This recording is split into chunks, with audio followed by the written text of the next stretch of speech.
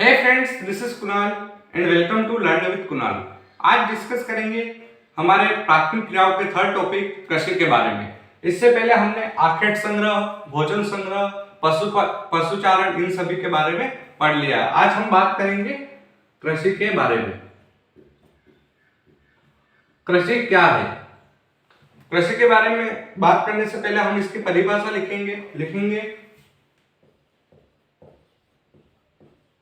भूप्रॉपर्टी सतह पर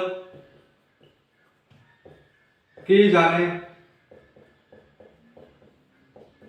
वाली फसलोत्पादन,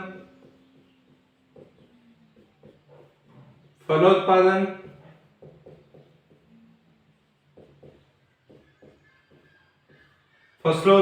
फलोत्पादन, पशुपालन,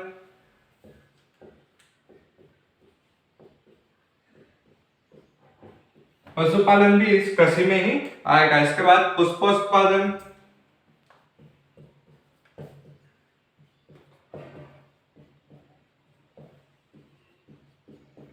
आदि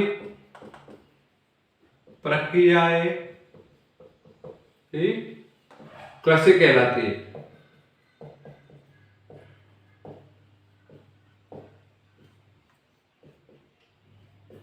यानी भूप्रॉपर्टी यानी पृथ्वी के सतह पर की जाने वाली फसलों उत्पादन, फसल का उत्पादन, फलों का उत्पादन, पशुपालन, पशुओं को पालना, पुष्पोत्पादन, पुष्प का उत्पादन करना, आदि कई प्रक्रियाएं ऐसी को ही कृषि कहते हैं। और ये कृषि जो है वो एक मानवीय कला है।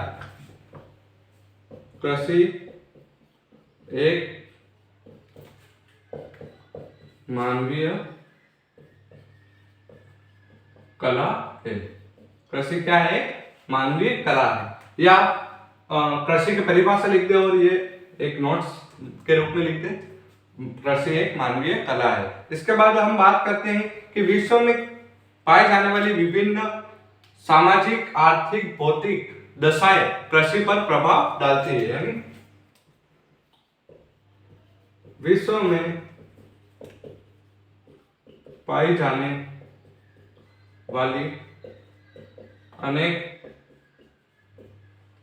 भौतिक, सामाजिक व आर्थिक दशाएं किसको प्रभावित करती है? कृषि को प्रभावित करती है।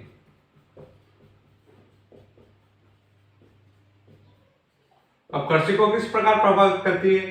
तो यदि किसी क्षेत्र में मृदा की उर्वरता में कमी है तो उस कारण वहां पे खेती नहीं की जा सकेगी, वो भी कृषि को प्रभावित कर रही है। सामाजिक कारण, जैसे कि कोई जमीन विवाद में है, ये भी सामाजिक कारण हो सकता है क्योंकि उसको फसल नहीं बोई जा रही क्योंकि वह सामाजिक उसमें। और आर्थिक कारण जैसे कि पूंजी की कमी है, किसानों के पास पूंजी कम है, इसके कारण भी वह कृषि नहीं कर पाता। ये भी एक कृषि को प्रभावित करने वाला कारक है। यानी ये तीनों कारक जो है वो कृषि को प्रभावित करते हैं। और इसी प्रभाव के कारण वर्तमान में कृषि भिन्न भिन्न प्रकार की हुई, यानी भिन्न भिन्न प्रणालियों की कृषि है। तो हम लिखेंगे कृषि की भिन्न भिन्न प्रणालियां। अब ये कौन कौन सी प्रणालियां हैं? तो इनमें से सबसे पहले है हमारे फर्स्ट है निर्वाह कृषि। निर्वाह कृषि। इसके पश्चात है रोपण कृषि। फर्स्ट हो गई निर्वाह कृषि, इसके बाद हो गई रोपण कृषि, इसके बाद थर्ड है विस्तृत वाणिज्य कृषि। वाणिज्य कृषि। फोर्थ है मिश्रित कृषि।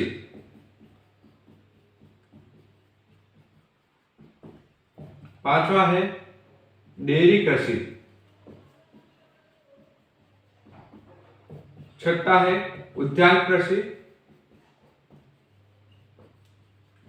इसके बाद भी दो है और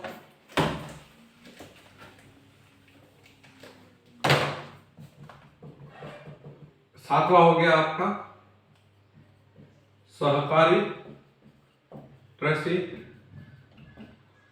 और आठवां है सामूहिक कृषि।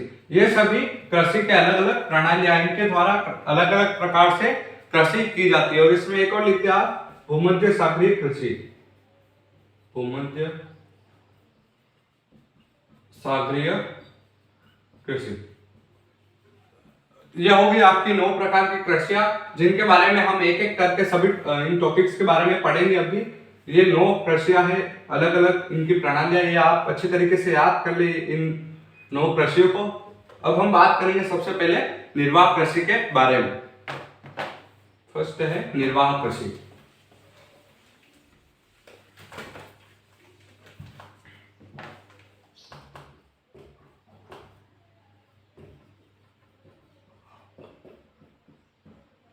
निर्वाह कृषि, निर्वाह कृषि जो है, इस कृषि में जो उत्पाद प्राप्त होता है वो स्थानीय लोगों द्वारा उसका उपभोग कर लिया जाता है, या फिर उनका उपयोग संपूर्ण रूप से कर लिया जाता है। इसमें हम लिखेंगे इस कृषि में कृषि से उत्पादित, कृषि से उत्पादित जो अनाज भी लिख सकते हैं हम, कृषि से उत्पादित अनाज स्थानीय लोगों द्वारा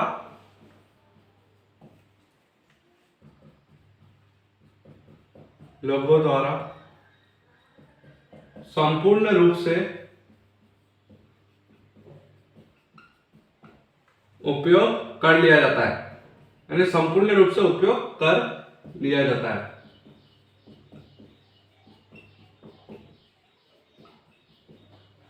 यह हो गया निर्वाह कृषि की परिभाषा, यह आप लिख दे। अब हम बात करते हैं निर्वाह कृषि के कितने भाग हैं। तो निर्वाह कृषि के 2 भाग हैं।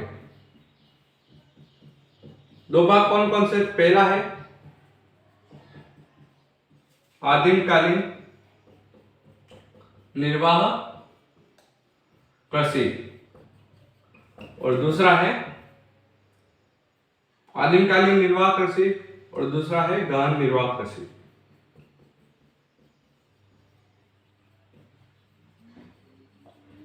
निर्वाह कृषि के कितने भाग है? 2 भाग है, आदिमकालीन निर्वाह कृषि और गहन निर्वाह कृषि। अब हम बात करेंगे सबसे पहले आदिमकालीन निर्वाह कृषि के बारे में।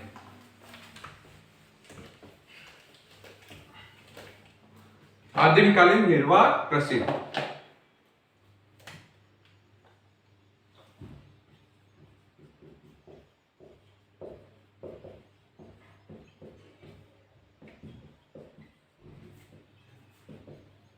आदिमकालीन निर्वाह कृषि, इसके बारे में हम बात करेंगे कि किस प्रकार की जाती थी और किन लोगों, इसका जो फर्स्ट वर्ड है इससे हम पता लगा सकते हैं कि आदिम काल के लोगों द्वारा शुरू की गई थी और यह जो परिवार के भरण पोषण के लिए की जाती थी। अब ये जो कृषि है, इस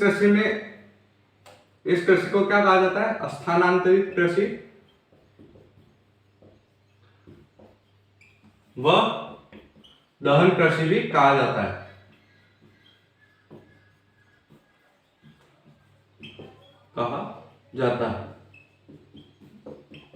और एक कृषि कहां पर की जाती है? तो यह कृषि उष्ण कटिबंधीय भागों, उष्ण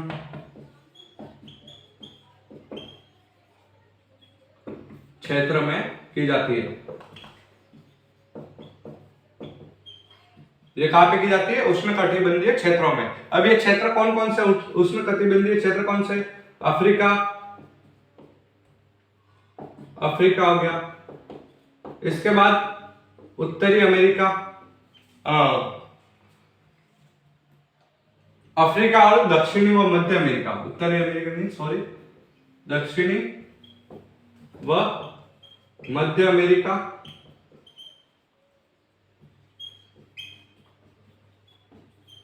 और थर्ड क्षेत्र है इसका दक्षिण पूर्वी एशिया।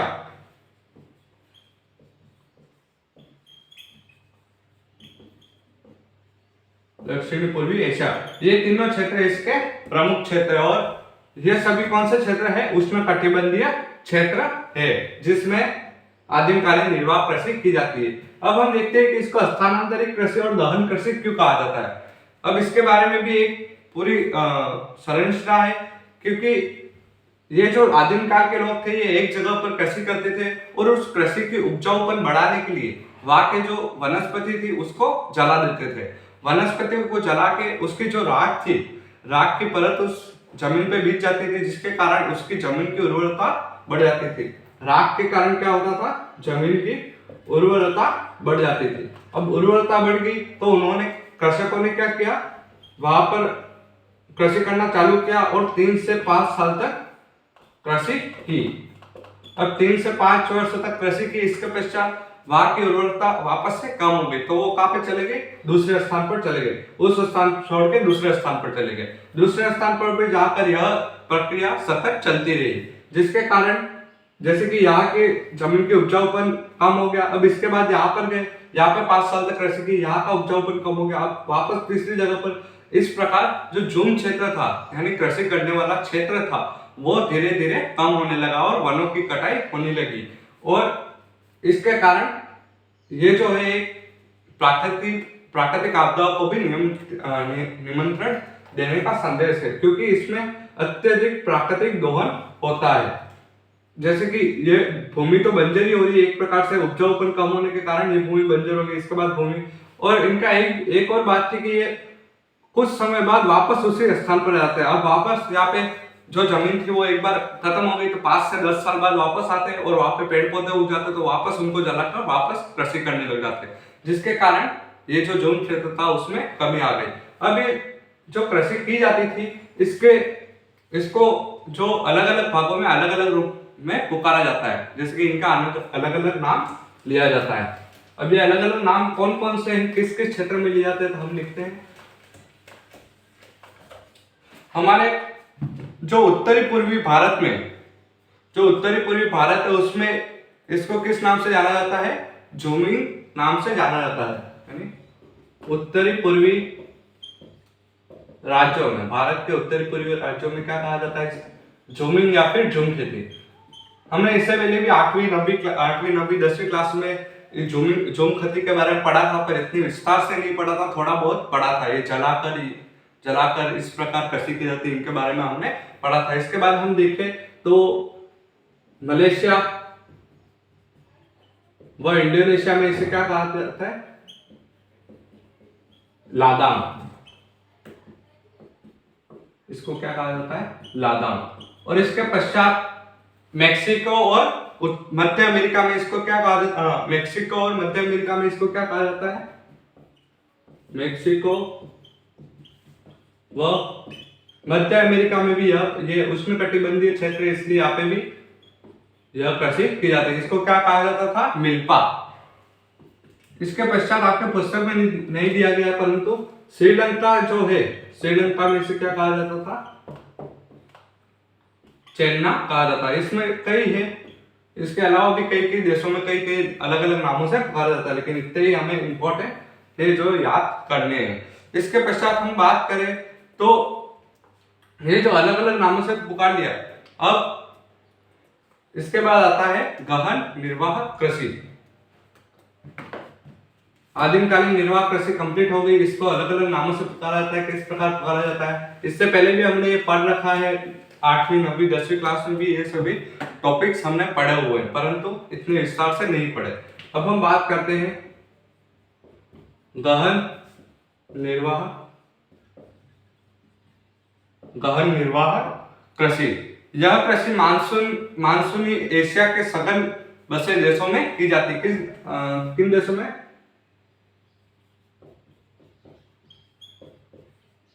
मानसूनी एशिया के सघन बसे क्षेत्रों में की जाती है। और किस प्रकार से की जाती है? और इसके भी दो भाग है। अब इसमें कौन कौन से भाग है? तो एक तो हो गया चावल प्रधान निर्वाह कृषि, और एक है चावल रहित निर्वाह कृषि। हम पहले बात करेंगे चावल प्रधान निर्वाह कृषि के बारे में। चावल प्रधान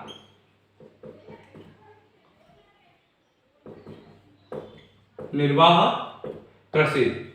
अब चावल प्रधान निर्वाह कृषि में क्या होता था, तो यहाँ पर जो क्षेत्र था उसमें जनसंख्या चावल निर्वाह, जैसे कि हम देखें तो तटीय क्षेत्रों में भी यह की जाती है। और चावल कहाँ पे उगाया जाता है, ज्यादातर जिस क्षेत्र में ज्यादा जनसंख्या होती है उस क्षेत्र में ये उगाया जाता है। अब हम देखते हैं कि यहाँ की जनसंख्या ज्यादा है, तो इस कारण जनसंख्या अधिक होने के कारण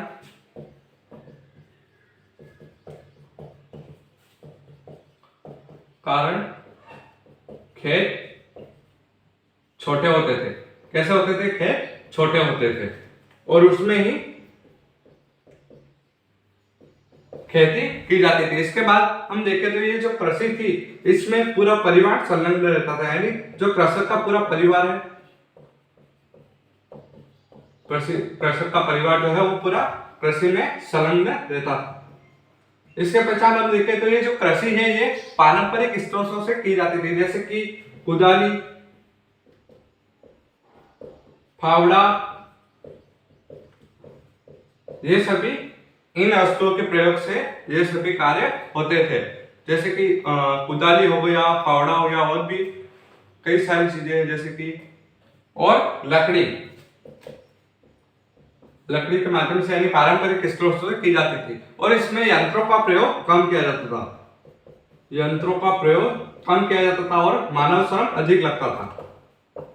इसमें मानव श्रम, इसलिए पूरा परिवार इसमें संलग्न रहता था, मानव श्रम कम लगता था। यह हो गया चावल निर्वाह कृषि। और इसमें जो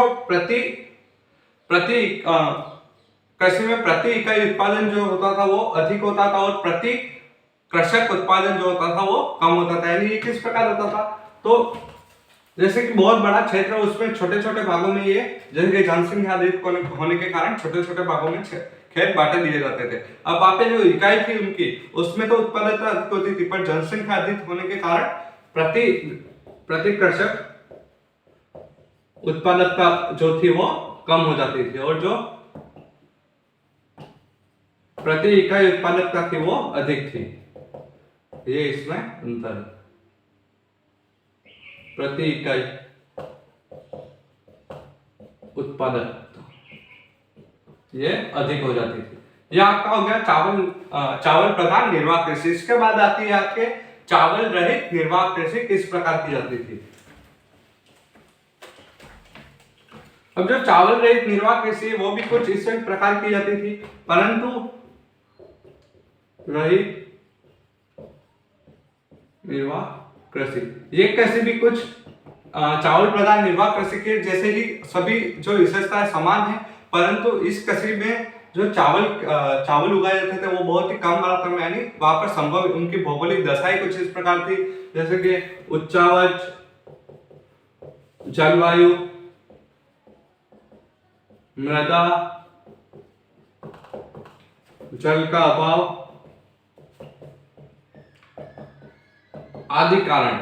इन सभी कारणों से ये जो कृषि थी उस आदि कारणों से धान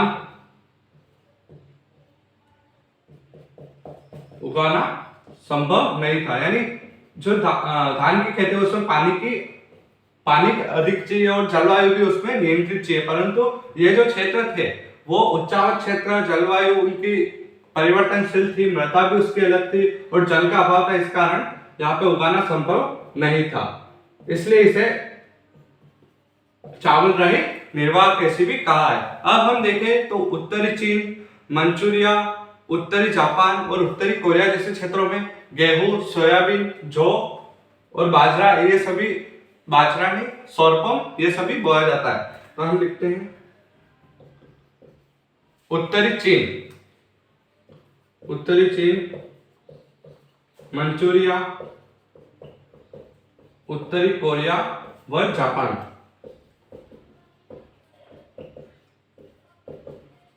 जापान जो थे वो भी चावल रहित निर्वाह कृषि में आते थे, और यहाँ पर क्या किया जाता था, यहाँ पर गेहूं, जौ व सोरपम बोया जाता था आदि बोते थे। ये सभी चावल रहित निर्वाह कृषि के क्षेत्र थे। इसके बाद हम देखें तो भारत के सिंध और गंगा के मैदानों में भी, यानी पश्चिमी भागों और उत्तर पश्चिमी भाग, दक्षिण पश्चिमी शुष्क भाग, दक्षिण पश्चिमी शुष्क भाग कौन सा है हमारा, थार का मरुस्थल, राजस्थान, गुजरात का क्षेत्र, उनमें क्या उगाया जाता है, ज्यादातर मक्का उगाया जाता है, और जो गंगा का मैदान है वहां पर गेहूं उगाए जाते हैं। तो हम लिखते हैं गंगा का मैदान में क्या उगाते हैं, ज्यादातर गेहूं, जो ये उगाते थे। इसके पश्चात जो दक्षिण पश्चिमी भाग, शुष्क भाग में, अर्ध शुष्क भाग में क्या उगाते थे,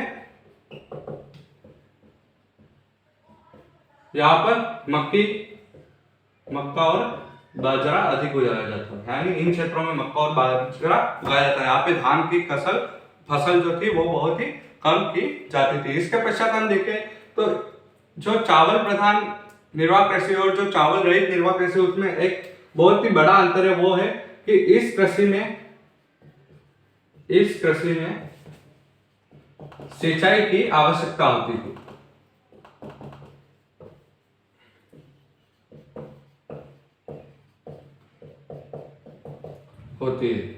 यानी इस कृषि में सिंचाई की आवश्यकता होती है और उस कृषि में सिंचाई की आवश्यकता नहीं होती, इसलिए यह सबसे बड़ा अंतर इसमें है। इसके पश्चात हम पढ़ेंगे रोपण कृषि के बारे में। यह हमारा निर्वाह कृषि का टॉपिक पूरा खत्म हो गया। अब हम बात करेंगे रोपण कृषि के बारे में। यह कृषि जो है, ये रोपण कृषि है, ये बहुत ही विस्तृत भाग में की जाती है, यानी बहुत ही बड़े विस्तृत भूभाग में की जाती थी। हम लिखेंगे सर्वप्रथम पहला है, यह कृषि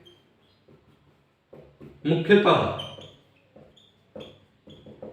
उष्णकटिबंधीय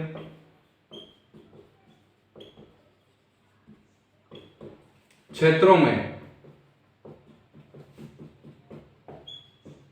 अधिक पूंजी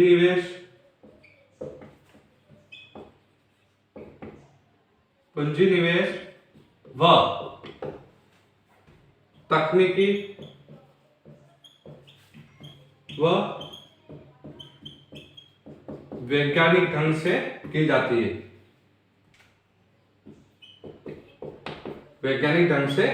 है। वर्तमान में भी यह कृषि करते हैं, और ये किस प्रकार करते हैं, अधिक पूंजी निवेश और तकनीकी एवं वैज्ञानिक ढंग से की जाती है। इन सभी माध्यम से की जाती है, और यह कृषि जो है ये व्यापारिक स्तर पे की जाती है। यह कृषि व्यापारिक स्तर पर की जाती है।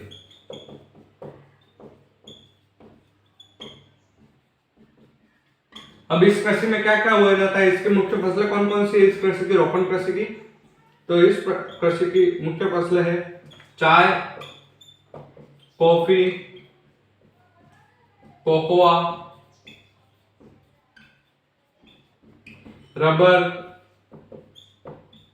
गन्ना, केला आदि। ये सभी गन्ना, केला, ये सभी जो थे ये रोपण कृषि की मुख्य फसलें है। इसके पश्चात हम देखें तो इसमें एक और लिख देना आप, अनानास भी इसमें ही शामिल है। इसके पश्चात हम देखें तो हमारे भारत में भी जब ब्रिटेन वासियों का उपनिवेशकरण हुआ था, लगभग पूरे विश्व में ब्रिटेन वासियों का उपनिवेशकरण काल चल रहा था, उस समय इन सब ने यहाँ पर अलग अलग देशों में रोपण कृषि प्रारंभ की, जो बहुत ही लाभोन्मुख उत्पादन प्रणाली है, यानी ये लोगों को लाभ प्रदान करती है। तो हम लिखते हैं यह लाभोन्मुख उत्पादन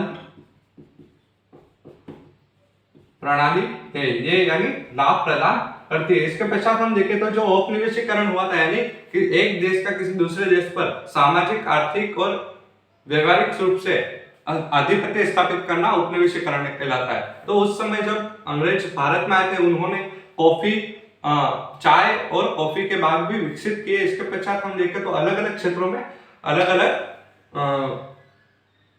जो फसलें उगाई गई, जैसे कि फ्रांस वासियों ने पश्चिमी अफ्रीका में कॉफी एवं कोकोआ के पौधे लगाए। इसके बाद ब्रिटेन वासियों ने भारत में चाय के और मलेशिया में जो रबड़ के बाग लगाए, और पश्चिमी जो द्वीप समूह है उसमें क्या लगाया, केले व गन्ने के बागान स्थापित किए। ये सभी मुद्दे हैं, ये भी आप लिख दें कि जो औपनिवेशीकरण होता है उसके अंतर्गत फ्रांसीसियों ने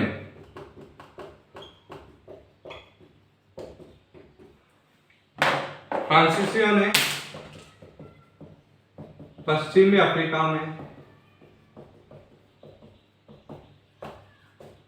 कॉफी व कोकोआ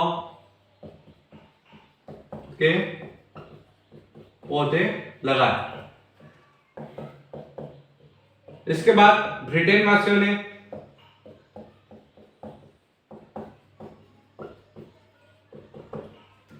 भारत में क्या लगाए, चाय के पौधे लगाए, व मलेशिया में रबड़ के बाग,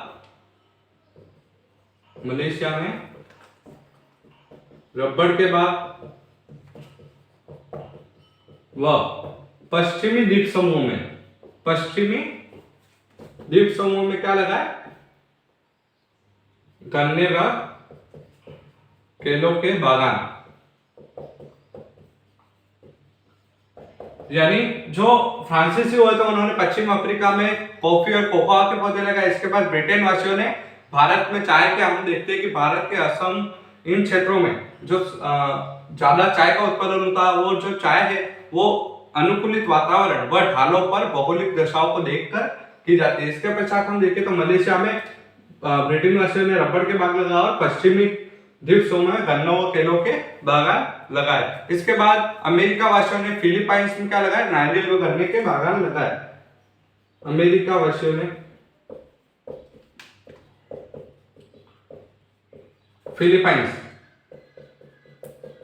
फिलीपाइंस में गन्ने व नारियल के बागान लगाए।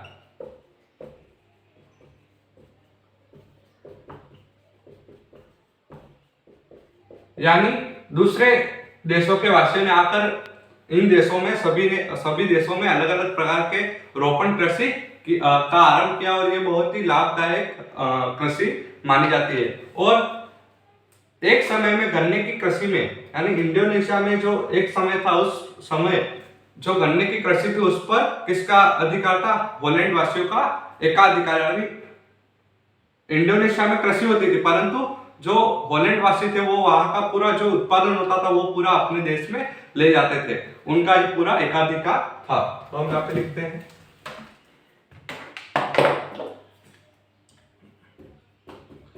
इंडोनेशिया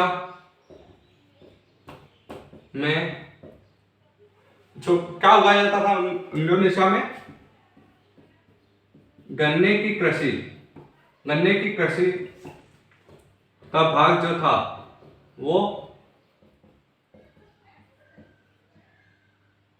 हॉलैंड वासियों के एकाधिकार में था।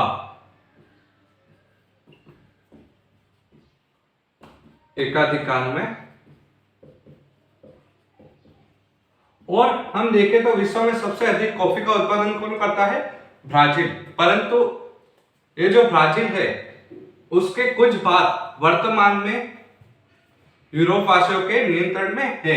तो हम यहां पे लिखेंगे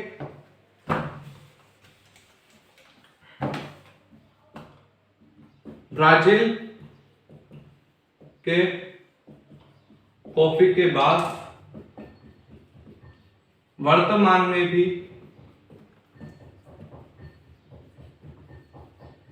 यूरोप वासियों के नियंत्रण में है। ये जो भाग है ये वर्तमान में भी यूरोपाशियों के नियंत्रण में है। और इन बागों का, ये कॉफी के बाग जो थे, इनको क्या कहा जाता था? फेजेंडा। ये एक इंपॉर्टेंट है, आप अच्छी तरीके से याद कर ले कि ब्राजील में जो कॉफी के बाग थे उनको क्या कहा जाता था? एजेंडा कहा जाता था। और अभी वर्तमान में अधिकतर बाग जो है, बागान जो है वो विकसित किए हुए, वो उनका स्वामित्व देशों व उनकी सरकार, देश की सरकारों और नागरिकों के हाथ में है या फिर उनके नियंत्रण में है। तो हम देखेंगे, पहले तो औपनिवेशन के कारण दूसरे देश के लोग वहां से ले जाते, परंतु वर्तमान में अधिकतर बागानों का नियंत्रण किस में है? किसके हाथों में? देश की सरकार व किस नागरिकों के हाथों में है, ये आपका रोपण कृषि कंप्लीट हो चुका है। अब आप इसको एक बार और रिवाइज कर ले कि ये जो रोपण कृषि है, ये बहुत ही अधिक पूंजी लागत और उच्च तकनीक और वैज्ञानिक ढंग से की जाती है। इसके पश्चात हम देखें तो अलग अलग प्रकार की जाती है, जैसे कॉफी, चाय, गन्ना, केला, कोकोआ, अनानास, ये सभी प्रकार की फसलें इसमें उगाई जाती है। इसके बाद हम देखें तो औपनिवेशन के कारण अलग अलग देशों में अलग अलग प्रकार की रोपण कृषि प्रारंभ की गई, किनके द्वारा? ब्रिटिश वासियों, फ्रांसीसियों और अमेरिका वासियों द्वारा प्रारंभ की गई। इसके बाद हम देखें तो वर्तमान में ब्राजील के कुछ बाग जो है, जिनको क्या कहा जाता है? फेजेंडा कहा जाता है, वो यूरोप वासियों के नियंत्रण में भी वर्तमान में है। इसके बाद हम देखें तो वर्तमान में जो अधिकतर देशों में जो बागान उपस्थित है, वो देश की सरकारों और नागरिकों के हाथ में है। ये रोपण कृषि आपका कंप्लीट हो चुका है। इसके पश्चात हम बात करेंगे विस्तृत वाणिज्य अनाज कृषि के बारे में। विस्तृत वाणिज्य अनाज कृषि के बारे में अब हम बात करते हैं विस्तृत वाणिज्य अनाज कृषि के बारे में। अनाज कृषि, ये कृषि कहां पर की जाती है? यह कृषि मध्य अक्षांशों में,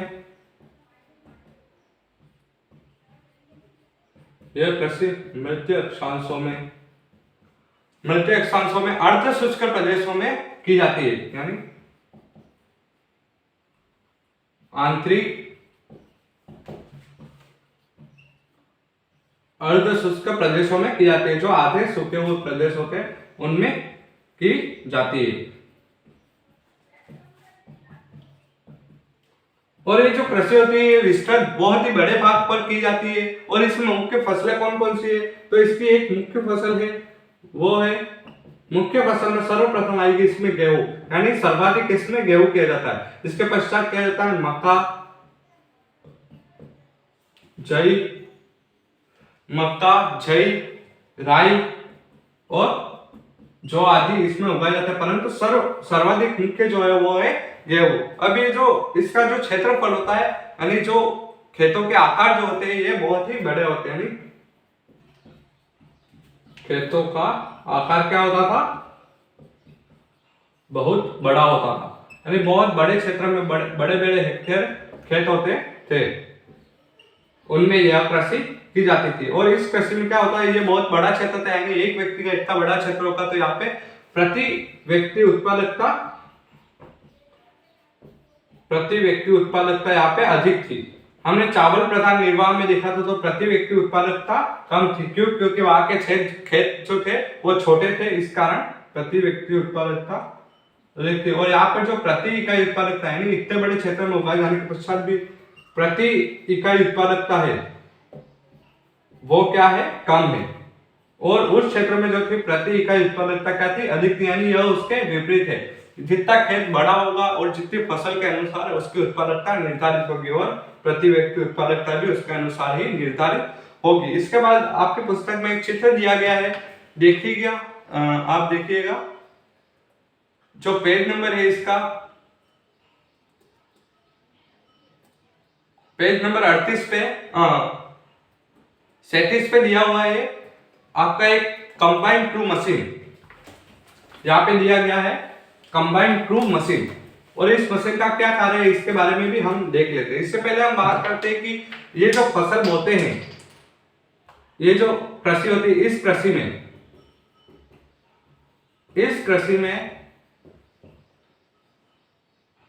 खेत जोतने से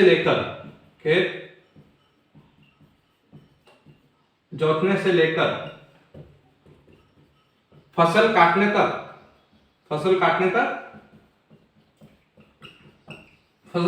सभी कार्य किससे होते हैं? सभी कार्य यंत्रों के माध्यम से किया जाता है। यानी इसमें तकनीकी विकास बहुत ही अच्छा है, किए जाते हैं, यानी सभी कार्य तकनीक किए जाते हैं। अब जो निर्वाह कृषि, तो उनमें जो कार्य थे वो सभी मनुष्य द्वारा, मानव श्रम द्वारा किया जाता है। इसमें क्या है, ये पूरा एक उच्च तकनीकी के साथ किया जाता है और अच्छी तकनीकी के साथ किया जाता है। इसमें सभी कार्य यंत्रों के साथ होते हैं। अब आपके पुस्तक में कंबाइन क्रू मशीन का एक फोटो दिया हुआ है, कंबाइन क्रू मशीन का। जो ये मशीन है, ये कई हेक्टेयर भूमि में जो फसल होती है वो सिर्फ एक दिन में काट सकती है। यानी यह कंबाइन क्रू मशीन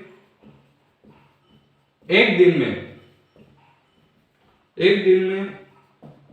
कई हेक्टेयर फसल काट सकती है।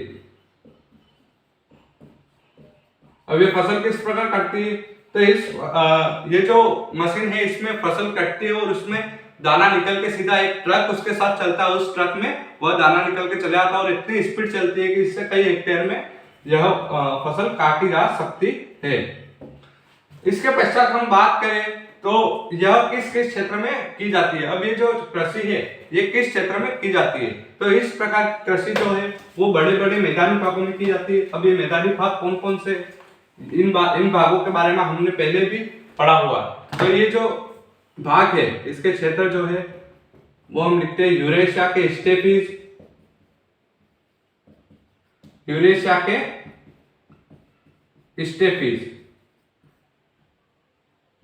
और प्रेरिस के प्रदेश जो अमेरिका, उत्तरी अमेरिका में स्थित है। उत्तरी अमेरिका में प्रेरिस, अर्जेंटीना में कौन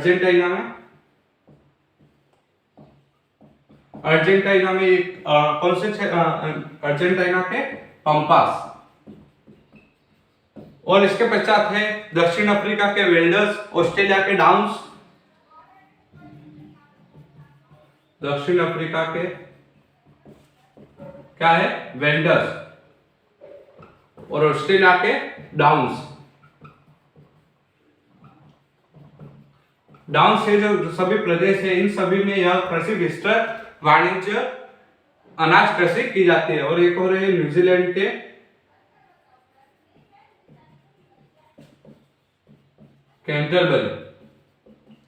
कैंटरबरी क्षेत्र में ये जो सभी क्षेत्र है ये कौन से क्षेत्र है, मैदानी क्षेत्र। इन प्रेरीज, स्टेपीज, पंपास के बारे में आपने पहले भी बहुत बार पढ़ा है, 9th में 10th में, इन सभी के बारे में आपने सामाजिक विज्ञान में पढ़ा हुआ है। लेकिन ये आपको ये नहीं पता था कि इसमें कौन सी कृषि की जाती है। इसमें विस्तृत वाणिज्य अनाज कृषि की जाती है। ये आप प्रदेश, आपके जो मैप है उसमें आप ढूंढ दीजिए, क्योंकि आपके जो एग्जाम है उसमें एक मैप का भी क्वेश्चन आएगा और उस मैप में इन सभी क्षेत्रों के बारे में पूछ सकता है। इसलिए एक संसार का मैप और एक भारत के मैप को अच्छी तरीके से आप रीड कर ले, उसको अच्छी तरीके से पढ़ ले, और जो भी क्षेत्र आप पढ़े उसको मैप में देखिए कि वो कहाँ पर स्थित है और इसमें क्या किया जाता है, उसके बारे में रिसर्च कीजिए। इसके बाद हमारा आता है मिश्रित कृषि। इसके बाद है मिश्रित कृषि। गहन निर्वाह कृषि हो गया, रोपण कृषि हो गया, विस्तृत वाणिज्य कृषि हो गया। अब हम पढ़ेंगे मिश्रित कृषि के बारे में। मिश्रित कृषि, यह कृषि किस प्रकार की जाती है, तो यह कृषि जो है वो विश्व के अत्यधिक विकसित देशों में की जाती है। अत्यधिक विकसित देशों में की जाती है।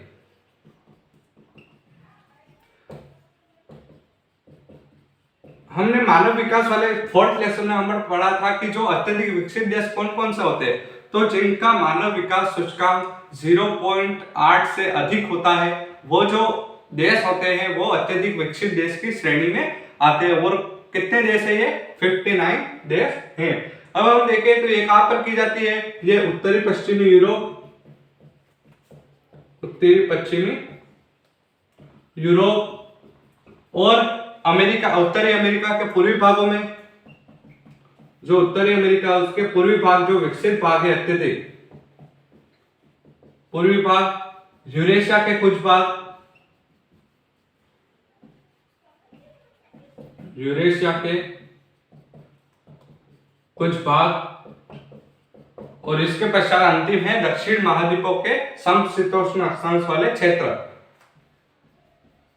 दक्षिणी महाद्वीपों, महाद्वीप कितने हैं? 7 महाद्वीप है इसमें। दक्षिणी महाद्वीपों के जो समशीतोष्ण अक्षांश वाले देश है वो समशीतोष्ण अक्षांश वाले भागों में यह कृषि की जाती है। कौन सी कृषि की जाती है? मिश्रित कृषि की जाती है। इसके अत्यधिक विकसित देशों में की जाती है, जिसका 0.8 से मानव विकास सूचकांक अधिक होता है, उनको क्या कहते हैं?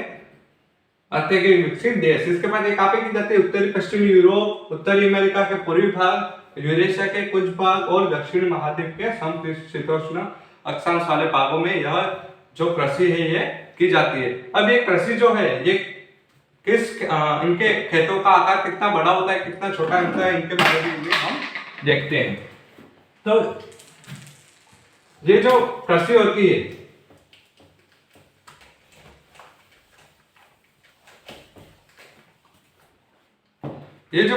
ये मध्यम आकार वाले जो खेतों के भाग होते हैं उनमें की जाती है। मध्यम आकार के खेतों में की जाती है। हमने देखा था कि चावल प्रधान निर्वाह कृषि में क्या क्या छोटे छोटे खेत होते हैं। इसके पश्चात जो विस्तृत वाणिज्य अनाज कृषि उसमें बड़े बड़े खेत होते हैं और इसमें मध्यम आकार के खेत होते हैं। इसमें जो है वो क्या क्या बोई जाने की फसलें कौन सी है? तो फसलें इसमें है गेहूं, जौ, जई, राई और इसके बाद मक्का व चारे की फसल व कंद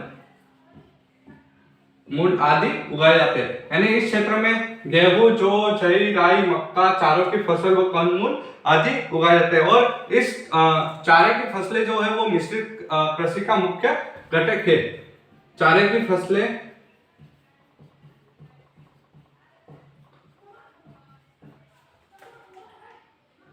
फसलें जो है मिश्रित कृषि का मुख्य घटक है।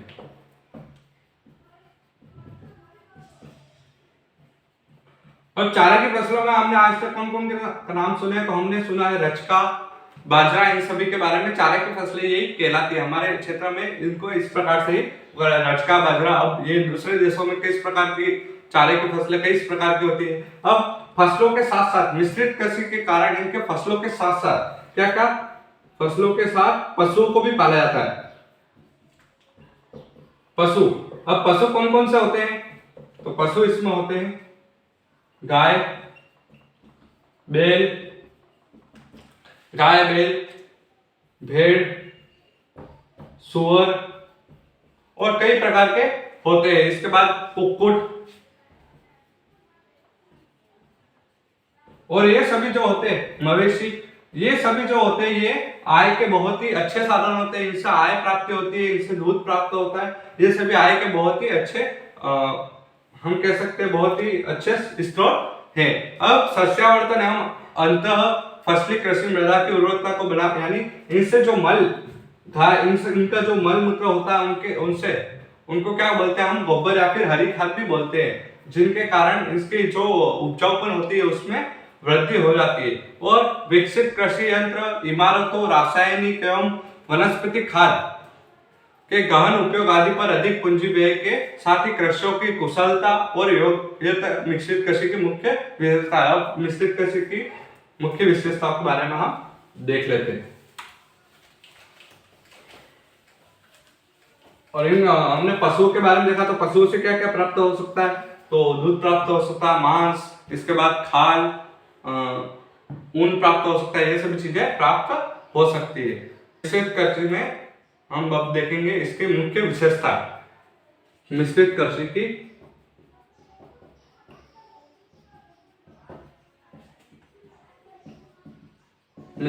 की विशेषता कौन कौन सी है? तो मिश्रित कृषि की फर्स्ट विशेषता है कृषि यंत्र। विकसित कृषि यंत्र भी लिख सकते हैं। इसके पश्चात है इमारतें,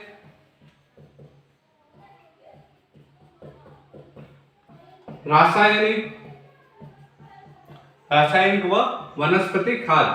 वनस्पति खाद को हम क्या कह सकते हैं? हरी खाद भी कह सकते हैं। हरी खाद कहते हैं। वनस्पति खाद को क्या कहते हैं? हम हरी खाद भी कहते हैं। इसके बाद अधिक पूंजी व्यय के साथ इसमें क्या होता है? अधिक पूंजी व्यय होता है, क्योंकि यहाँ पे चारे की फसलें उगाकर श्रम भी अधिक लगता है और कृषि की कुशलता और योग्यता भी इसमें सहयोग करती है। तो अधिक पूंजी लागत व कृषक की कुशलता व योग्यता, ये सभी इसकी मुख्य विशेषताओं में से एक है। ये सभी इनकी मुख्य विशेषता है, मिश्रित कृषि की विशेषता है। मिश्रित कृषि आपका ये कंप्लीट हो चुका है। अब हम कल इस डेयरी कृषि के बारे में पढ़ेंगे। किसके बारे में पढ़ेंगे? डेयरी कृषि के बारे में पढ़ेंगे। मिश्रित कृषि टॉपिक आपका कंप्लीट हो चुका है। और हिस्ट्री की क्लास भी आज शाम को 6 बजे तक आ जाएगी और आप निरंतर क्लासेस लेते रहिएगा। अगर आपको ये वीडियो पसंद आया तो लाइक कीजिएगा एंड इसके जैसे ही और इंटरेस्टिंग वीडियो चाहिए तो हमारे चैनल लर्न विद कुणाल को सब्सक्राइब कीजिएगा। जय हिंद।